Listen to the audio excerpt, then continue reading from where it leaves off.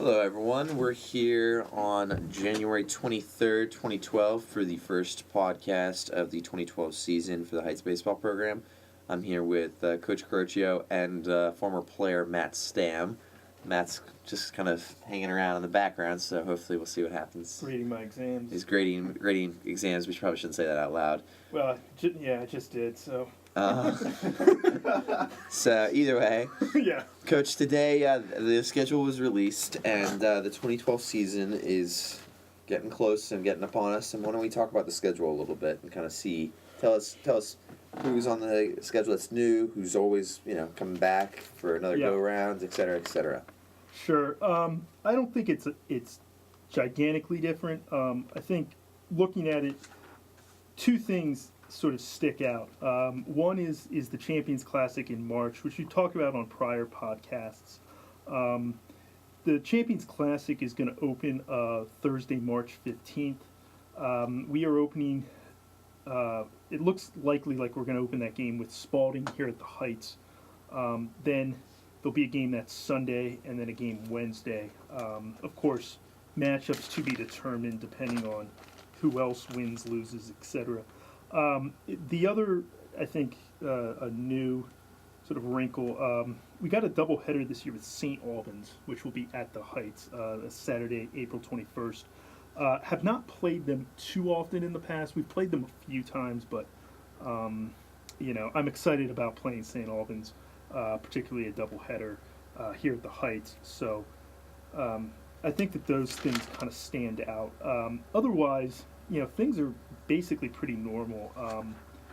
The Old Line tournament starts sort of in its usual date, the first full week of May, so that'll start May 7th, and then the state tournament starts a little later this year, May 14th. I guess you and I will be headed up to Hagerstown in a couple weeks for the draw on that. Mm-hmm. 2 weeks maybe. I don't know when that's going to be, but anyway, yeah, that's essentially the breakdown.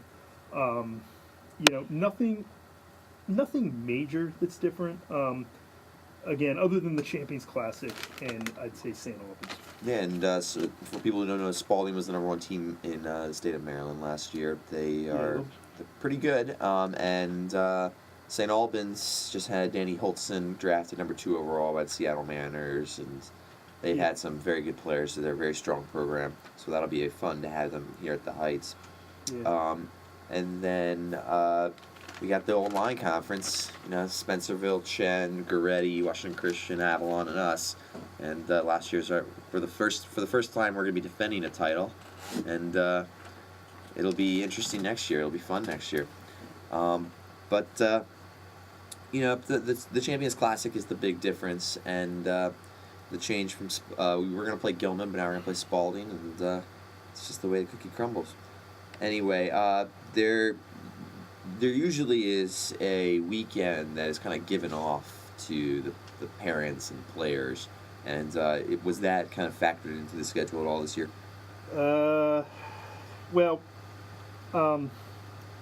Usually being your coaching tenure. Yeah, exactly. 1 year. 1 year. Last year we did that.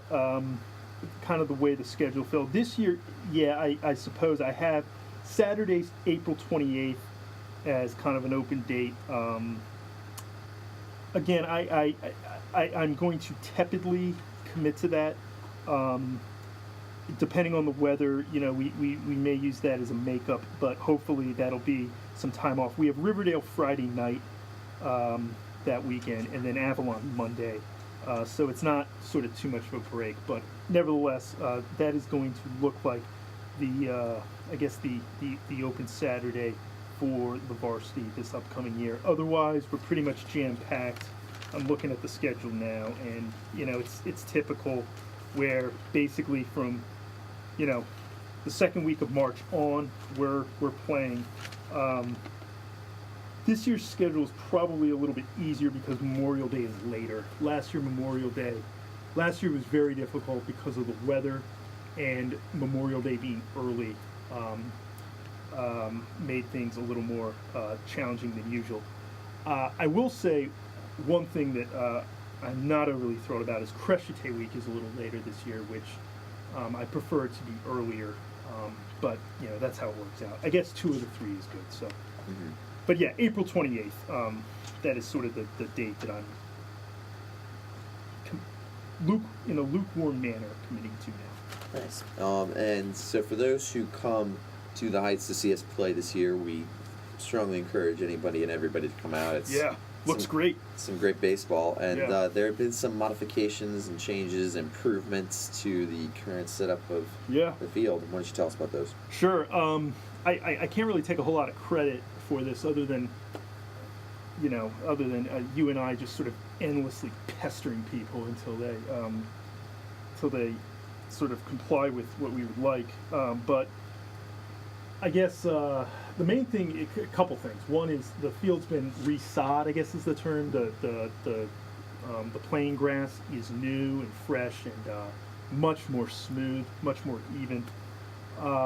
The spectator area has been vastly improved. Part of that is that a drainage system went in, and then the sight lines will be better for the spectators. That area has been sort of cleaned up and just sort of made much more pleasant. It's going to be safer. Safety was always a concern. I thought the spectator area is way too close to the playing field. There's going to be a net in place. Just a number of things. The cutouts have been redone. There's new dirt coming in. There's a couple of other things that are currently in the pipeline and hope to be ready by opening day, and I'm not going to jinx them yet, but there have been some very, very generous people that have helped with some fundraising and such. I'm not going to name anyone yet because it's not all complete, but I hope to, by the beginning of March, really, it's going to be a completely different atmosphere, I think, at the field. And I want to thank the school, Phil McGovern and Jerry and Alvaro and Dan for helping out with all of that.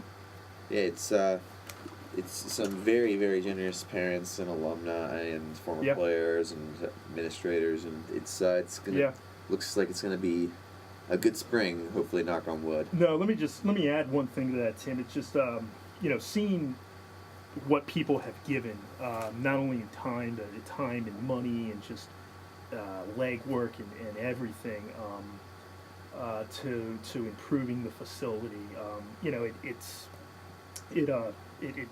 It makes it feel sort of just an honor to be the coach here. That this sort of thing means so much to people. Of course, I know it means a lot to me and a lot of other guys, but I want to say thank you to everybody who's been hustling out there. Yeah, it's been great.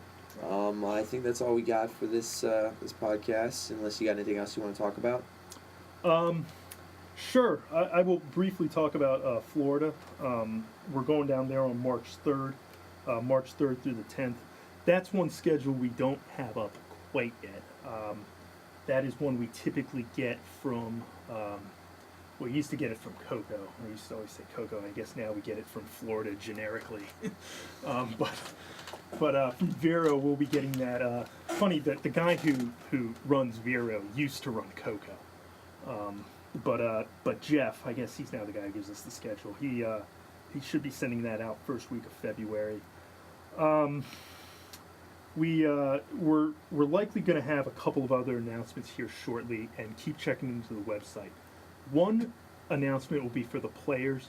I'd like to have a Florida meeting, likely the first week of February. That will be briefly after school.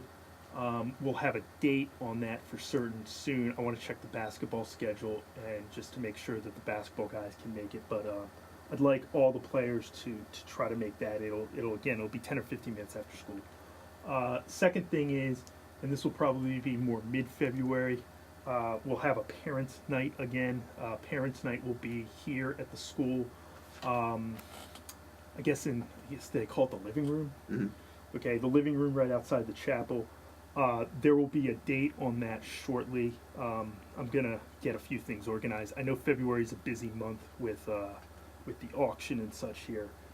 It's also a very short month before we go on Crescente week. So, nevertheless, those will be some announcements coming soon. Otherwise, the guys are expected back, for practice. I guess a week from today, is it, Tim? Yep. A week from today, bright and early. 6:45